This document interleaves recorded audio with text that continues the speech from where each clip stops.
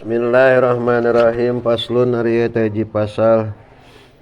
watud pa'u jeung dibikeun naon az-zakatu zakat ilal asnafi ka pirang-pirang golongan as-samaniyati anu dalapan alladzina tegasna jalma-jalma zakaro anu geus nyaritakeun hum ka itu alladzina saha Allahu Gusti Allah ta'ala bari malur Allah fi kitabihi dina kitabna Allah al-azizi anu mulia fi qaulihi dina dauhan Allah ta'ala bari malur Allah innamas sadaqatu lil fuqara'i innamas sadaqatu pastina ari pirang-pirang zakat lil fuqara'i eta tetep pikeun pirang-pirang jalma fakir wal masakini jeung pirang-pirang miskin wal amilina jeung pikeun pirang-pirang anu mari gawe maksudna anu ngurus anu mari gawe kabeh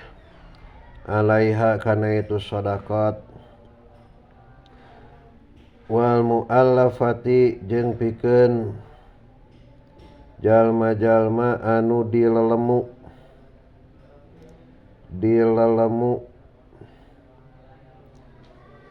naon kulubuhum pirang-pirang hatena itu muallafah wa firriqabi jeung di pirang-pirang abid mukatab wal gharimina jeung di pirang-pirang anu ngabogaan hutang wa fi sabilillahi jeung di jalma-jalma anu jihad ngabela agama Allah atawa jihad di jalan Allah wa ibnis sabili jeung di musafir ila akhirih nepi ka akhir ayat huwa eta ari itu qauluhu dohirun eta anu dohir ghaniyun tur anu sugih anisarhi tina penjelasan illa ma'rifatal asnafi kajaba nganyahokeun pirang-pirang asnaf golongan asnafi pirang-pirang golongan kasam asalawan aladina tegasna jalma-jalma jabaro anu juz jaritakan kayu waladina Allah Gusti Allah ta'ala bari malur Allah fi kitabihi dina kitabna Allah al-azizi anu mulia fi qaulihi dina dauhan Allah ta'ala bari malur Allah innama sadaqatu pastina Paslun fi qismi zakati ala mustahiqiha wa hadza jeung ari qismi zakat wa tariya dal muradu eta nu dimaksud min qauli ba'dihim tina dauhan sapalih ulama tegasna lapad fi qismi sadaqati ala mustahiqiha pamuraduhu maka ari anu dimaksud ku itu qismin as-sadaqatu eta sadaqah al-wajibatu an wajib zakat teh wa in kanat jeung najan bukti naon as-sadaqatu kecap sadaqah tasmulu eta ngawengku ieu sadaqah al-mandubata kana anu disunatkeun aidon deui fa inna sadaqata tatawu'i maka saestuna sadaqah sunatun eta sunat lima karena perkara waroda nu datang ieu mah piha dina itu sadaqah tatawu minal kitabi nyatana tina Quran was sunnati jeung hadis qala Allah ta'ala pamay ya'mal misqala dzarratin khairan yarah paman maka saha jalma ari saha jalma ya malu eta anu amal man misqala dzarratin kalawan satimbang sireum leutik di urang masuk di logatan biji sawi khairan kana kaalusan yara tah bakal ningali man hu kana itu khair. Wa qala Nabi sallallahu alaihi wasallam ittaqu kudu ngaraksa aranjeun kabeh annara tina neraka walau bisa kita merotin jeung sanajan kalawan sabelah siki korma. Wa yusanu jeung disunatkeun benernya naon ayata sadaqah yan sadaqah jalma bima kalawan perkara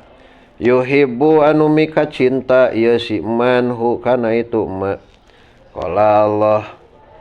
ta'ala bari mur Allah lang tanalu moal ngarawat jalma-jalma ngarawat mareunang albiro kana kahadean hatta tungpiku sehingga nganapakahkeun itu jalma-jalma mimma tina perkara tuhibbuna anu mika cinta jalma-jalma kana emma. Wa yahrumu jeung haram naon almanu ngagonggorokan biha kalawan itu sedekah. Wa yubtilu jeung ngabatalkeun lepat. Wa yabtulu jeung batal ulah mah lain ngabatalkeun batal bihi kalawan itu manu kalawan ngagonggorokan naon sawabuha ganjaranana itu sedekah. Iraha sedekahna jeung kasaha sedekahna. Wa yusannu jeung disunatkeun naon ayuksira yen ngalobakeun jalma minas sedekati tina migawe sedekah fi ramadana dina bulan Ramadan. La sawab eta teh lain wa amama ganti teh ku iya wa ayyamil hajati jeung dina pirang-pirang poe pirang-pirang kabutuh. Jadi lobakeun sedekah ketika urang loba pangabutuh gitu maksudna. Wa fi ajminatin jeung dina pirang-pirang waktu wa amkinatin jeung pirang-pirang tempat padilatin anu unggul. Sapertikeun umpamana mang bulan Muharram, bulan Rajab, ya kan bulan-bulan anu unggul eta waktu. Atawa tempat-tempat anu mulia sapertikeun Mekah, Madinah, atawa di pasantren tempat supaya eta sedekah urang dipake amal gitu.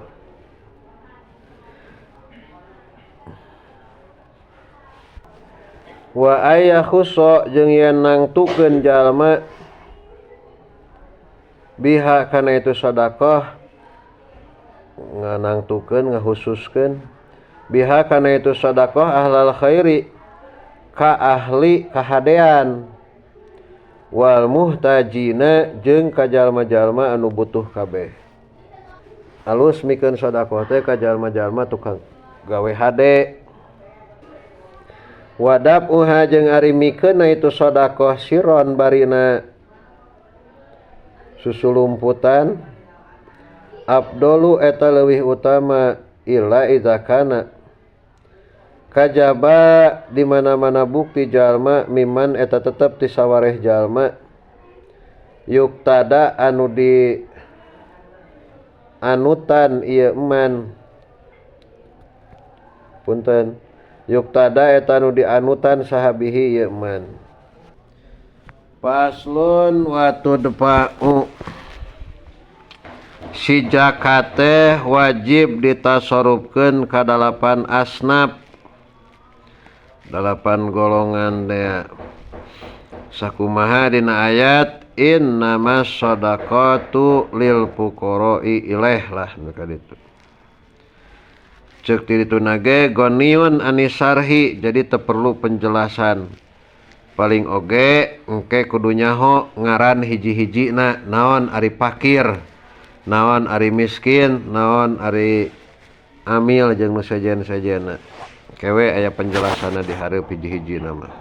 sakitu maksudna nu bieu di logat mah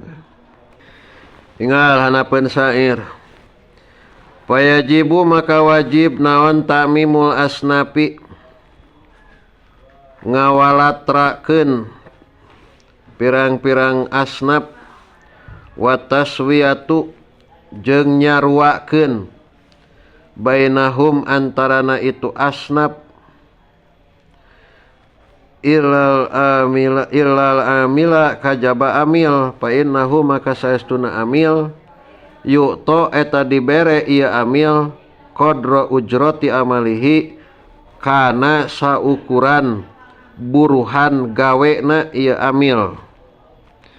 sawaun sarua bae kosama ngabagikeun saha limamu imam awil maliku atawa malik naam bener yen kosama lamun ngabagikeun saal maliku anu boga malik sakoto tah gugur naon al-amilu saha al-amilu si amil pal pakiru maka rijal anu pakir fi zakati dina bab zakat huwa eta ari ieu pakir alladzi eta jalma la mala anu teu boga harta eta tetep lahu pikeun alladzi wala kasba jeung teu boga kasab eta tetep yaqa'u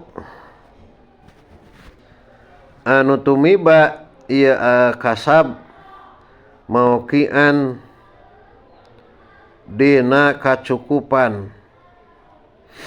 min hajatihi tina pangabutuhna alladzi kahiji zakatnya dibikeun ka si pakir ngaran pakir teh jalma anu sama sakali teu ngabogaan harta la mala teu bogaan harta wala kasba jeung teu ngabogaan kasab anu bisa diandalkeun pikeun kahirupan sapopoe tina pangabutuhna atawa kieu mah ari harta mah boga ya pakir keneh ya ari harta mah boga ngan teu bisa diandalkeun atawa kasab mah boga ngan sarua teu bisa diandalkeun sapertikeun kieu sapertikeun umpamana butuh sapoe teh mang 20.000 jang biaya hidup teh umpamana 20.000 ari hasil kasab umpamana ngan ukur 5.000 7.000 teu nepi kana satengah na acan teu nepi kana 10.000 acan ta ieu oge disebutna fakir anu hak narima kana zakat qaluhu fal fakiru ida aradda ma'rifatal asnafi fa aqulu laka al fakira fal fa'u waqi'atun fi jawabi syartiyah fi jawabi syartin muqaddarin wa aslul fakiri jeung ari asalna lapad fakir min kasaro eta tetep tina lapad kasaro kasaro pecah peupeus naon faqaru dohrihi tulang tonggongna jalma makhudun dicokot eta dicokot min pakoro tina lapad pakoro min pakiro tina lapad pakiro bisa pakoro bisa pakiro bil fathi kalawan patah wal kasri jeung kasroh kadoroba seperti lapad doroba wasami'a jeung lapad sami'a jadi bisa bab kedua bisa bab kaopat sumanukila tuluy dipinahkeun itu pakir liman pikeun jalma lamala anu teu boga harta eta tetep lahu pikeun man wala kasba jeung teu boga kasab eta tetep yaqau anu tumiba ieu kasab mauqian dina kacukupan min kifayatihi tina kacukupanana man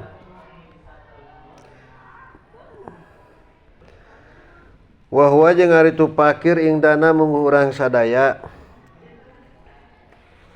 aswa'u eta leuwih goreng naonana halan tingkahna minal miskini tibatan miskin. Wa amma ingdal imami jeung anapun mungguh Imam Malikin tegasna Imam Malik pal miskinu maka ari si miskin aswa'u eta leuwih goreng naonana halan tingkahna minal pakiri tibatan jalma pakir. Wa yamna'u jeung nyegah pakrasahsi kana pakirna hiji jalma wa maskanatahu jeung miskinna si sahos naon kifayatuhu kacukupanana sahos binapakoti koribin ku napakah baraya aw jaujin atawa salaki aw sayyidin atawa sayyidna li annahu karna saestuna sahos gairu muhtajin eta henteu anu mika butuh kamuktasibin saperti jalma anu gawe kula yaumin dina saban-saban poe qadro kifayatihi kalawan saukuran kabutuhna muktasib. Wastigoluhu jeung ari katungkulna sahos binawapila kalawan pirang-pirang amal sunat maniatun eta anu nyegah lahu kaitu sahos minal kasbi tina kasab bihilapis tigolihi kalawan beda katungkulna saos bi ilmin kalawan ilmu syar'iin anu bangsa syara ya ta'ata anu narima gampang min huti saos naon tahsiluhu ngahasilkeunana itu ilmin syar'i wa huwa jeung ari itu istigol yamnau eta nyegah itu istigol hu kasahos minal kasbi tina kasab li'annahu karna saestuna itu istigol fardu kifayatin eta fardu kifayah pala yamna'u maka henteu nyegah huma kaitu sahos maskanah jeung muktasib naon dalika itu istigol punten mang sanes muktasibna mang eta tah goero muhtajna goero muhtaj teh kamuktasibin gitu layam naun teu nyegah huma kaitu goer muhtaj jeung sahos aidon deui naon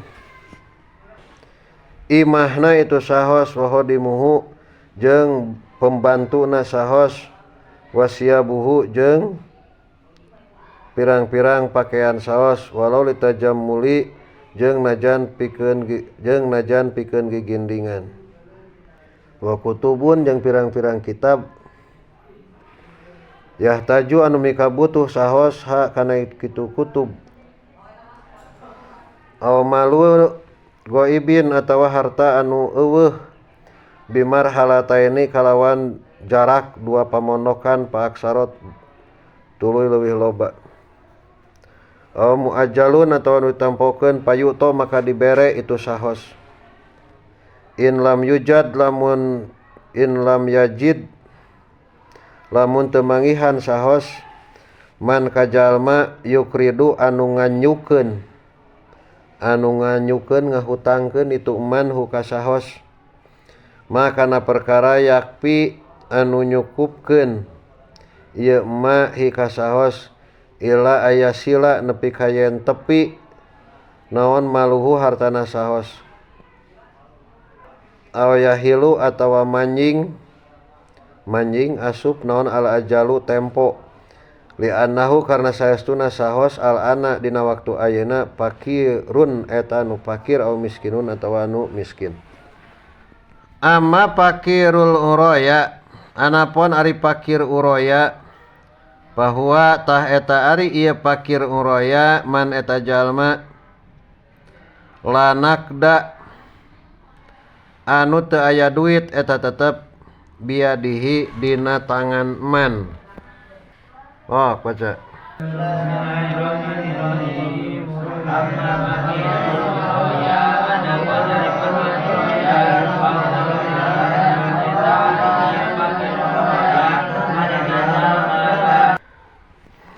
Fakir uroya. Fakir uroya teh jalma anu loba hartana ngan manehanana keur teu nyekel duit, maka ieu mah ulah dibere zakat. Tegasna lain mustahik zakat. Contoh mang siga kieu ya umpamana si Mang Imron umpamana malam takbir dar malam takbir teh umpamana teh ti memeh malam takbir keneh indit umpamana teh kamana lah gitu umpamana cicing di kampung umpamana malam takbir teh kampung rada meledug mekal mawa umpamana ai malam takbir beak si duitna teh umpamana beak teu boga saperak-perak acan atawa aya lah saeutik mah gitu 1000 2000 mah umpamana ai dina ATM na mah eta teh jutaan umpamana miliaran ngan pedah eta duit dina ATM nyokotna kudu ka mana gitu da puguh di kampung teh cenah kana Gojek teu usum Gojek da kampung ieu mah gambaranna kitu lah gitu. Jadi cicing di hiji daerah duit mah boga tapi keur teu nyepeng duit gitu. Da ayana dina ATM. Ningali sarahna jaran katilu. Wa amma fakirul uraya muqabilun eta ngabandingan lil fakiri kana fakir pi zakati dina zakat. Wa amal uraya anapun ari uraya bai'u rutobin eta ngajual korma baseuh au inabin atawa korma atawa anggur ala sajarin luhureun tangkal khorson karena bohong bitamarin ku korma garing au jabibin atawa anggur garing ala ardin luhureun tanah kaelan kalawan ditaker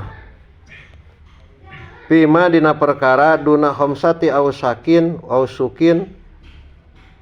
anu tetep mah sahanapeun 5 ausak kama sayati nu bakal datang ieu mah fi kitabil buyu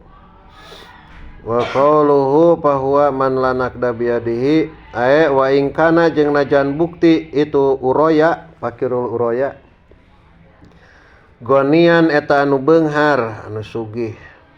bigari nakdi kalawan teu boga duit minal urudi nyatana tina pirang-pirang banda palayu to maka ulah dibere itu uroya hina idin dina nalikana itu bigoiri nakdi maksudna wa ingkana gonian bigoiri nakdi kalau teu boga duit teh sapertikeun mang duit mah teu boga ngan ari jual-jualeun mah boga gitu mana hayam entog araya mana atawa pare aya mana tanah lega kumaha we lah. Ngarti teh ya maksudna nu beda logat? Hah? Ieu nanyakeun nu beda logat. Ari uroya teh bai'u rutobin wa inabin. Jadi asal mana uroya mah kieu, Mang. Asal mana uroya ya? Ngajual korma baseuh atawa anggur baseuh anu masih keneh aya dina tangkalna. Baseuh teh apaan? Dijual kana korma garing atawa anggur garing ku cara ditaksir. Tah anu tadi khorson teh ada goroh eta teh khorson teh bohong ku cara ditaksir. Ta asal makna uroya mah eta tuluy uroya dipake kana makna fakir di dieu nyaeta jalma anu boga anu boga banda tapi keur teu nyepeng duit gitu. Sawah aya lega, kebon boga umpamana ngan teu boga duit tah dipake ka dinya mana. Contoh mang siga kieu ya. Ngali contohna. Akang teh umpamana dia boga tangkal buah, angga korma welahnya, korma. Torojol umpamana teh si Agis. Ceuk si Agis teh kieu, "Kang, eta korma teh peser we ku abdi." Dibelina ku korma garing si Agis. Umpamana korma garing ti si Agis mah umpamana teh ngan ukur sakintal umpamana. Tulu eta korma umpamana 10 tangkal umpamana. Si Agis ngan meuli ukur sakintal korma garing. Ditaksir umpamana ku si Agis teh, ditaksir teh dikira-kirakeun lah, ditaksir teh. Ditaksir wah ieu mah lamun digaringkeun teh 10 tangkal ieu lamun digaringkeun teh jadilah 2 kintal mah siga kitu. Wal miskinu jeung ari jalma miskin man eta jalma qadaro anu kawasa ieu man ala malin kana harta aw kasbin atawa kana kasab yaqau anu tumiba naon kulun saban-saban sahiji min huma tina itu malin aw kasbin mauqian dina tempat tumiba min kifayatihi tina kacukupan eman walayakpi jeung teu cukup itu kulun hi ka itu eman kaman seperti jalma yahtaju anu butuh ieu eman ila asyarati darahima kana 10 pirang-pirang dirham wa ingdahu bari eta tetep di eman sab'atun ari 7 dirham. Kadua mustahik zakat teh nyata jalma miskin. Ari miskin teh nyata jalma anu boga harta atawa boga kasab anu bisa diandelkeun dina pangabutuh sapopoe ngan henteu cukup. Contoh siga kieu butuh sapopoe teh 20.000 ari penghasilan umpamana tina kasab ngan ukur 15.000 nepi ka 18.000 pokona henteu nepi kana 20.000 penghasilanana teh eta jalma miskin. Tapi lamun ayeuna butuhna 20.000 sapoe penghasilanana menang 20.000 sapoe eta mah teu kaasupkeun miskin gitu. Jadi bedana teh tadi mah fakir kasebutkeun keneh fakir umpama boga penghasilan tapi penghasilanna teh henteu nepi kana satengahna acan kabutuh gitu. Ari ieu mah miskin leuwih penghasilanna teh leuwih tina satengahna ngan teu nepi kana cukup gitu. Eta miskin. Wal amilu jeung ari amil man eta jalma istamala anu nyuprih gawe hu ka man sal imamu imam ala akhdis shadaqati kana nyokotan pirang-pirang zakat wadab iha jeung kana masrahkeunana itu zakat limustahiqiha ka pirang-pirang anu ngahak kana itu zakat kana itu sedekah. Nomor katilu mustahik zakat teh nyaeta amil. Ari amil mah nyaeta sakur-sakur jalma anu dijenengkeun ku imam pikeun narik jeung mikeun zakat ka para mustahikna. Ngan amil mah ulah jalma anu sok narima gaji. Sabab jalma anu sok narima gaji mah eta teh teu sah narima kana zakat. Tingali sarahna qaluhu wal amilu aya kasain seperti jalma anu narik yajma'u anu ngumpulkeun ieu sain ha kana itu sodakot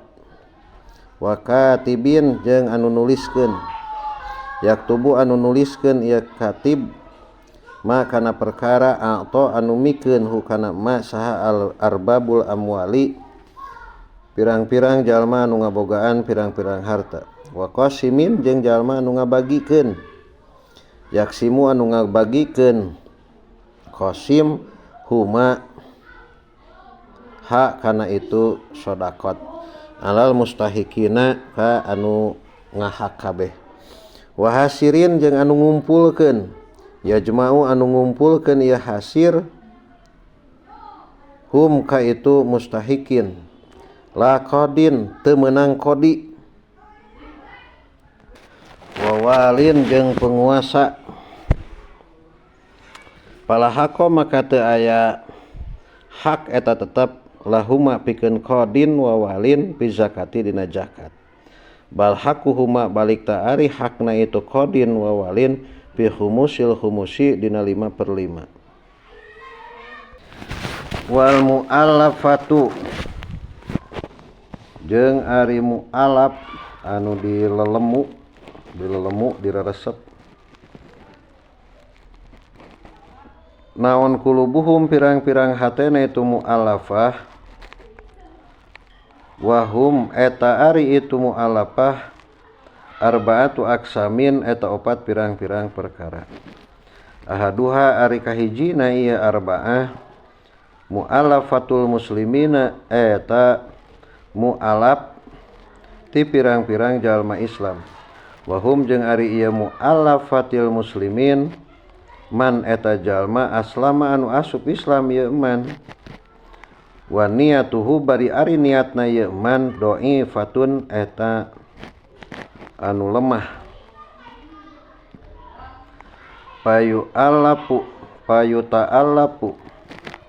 tah dilelemu itu man bidab zakati ku dibere zakat lahu pikeun man wa baqiyatul aksami jeung ari sasesana pirang-pirang bagian fil mabsutati eta tetep diterangkeun dina kitab anu panjang babaranana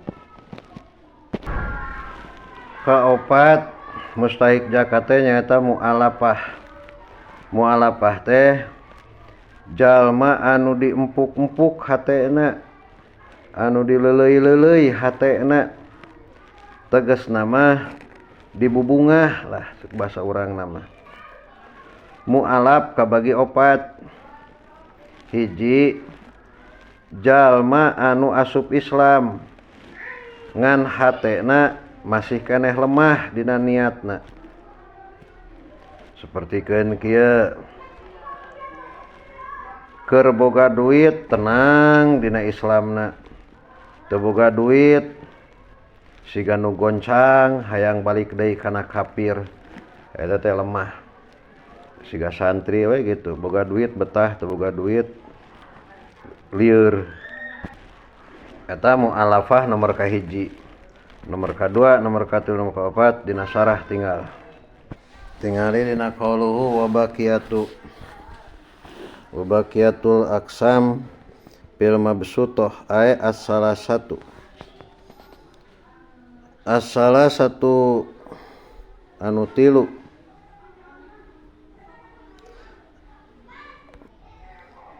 as-salasatu aqsamil baqiyah minal arba'ah al-madhkurah fil mutawalah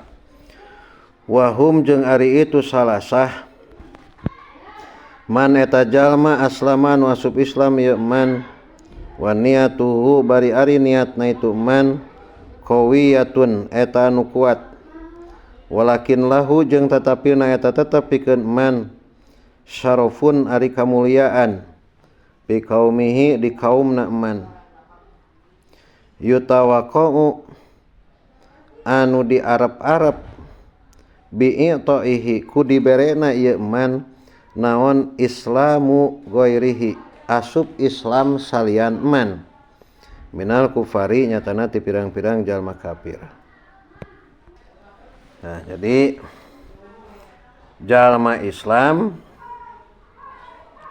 bari geus kuat kaislamanana ngan eta jalma ngabogaan wibawa, ngabogaan pengaruh anu alus. Bari eta jelema teh hirupna di tengah-tengah jalma kafir. Tah maka eta alus dibere zakat. Harepanana naon? Harepanana teh ku dibere zakatna eta si jalma sugan-sugan bisa ngajak ka batur jalma kafir sina arasup Islam gitu. Tah maka jalma anu kitu eta kaasupkeun kana mu'allafah anu ngahak kana narima zakat.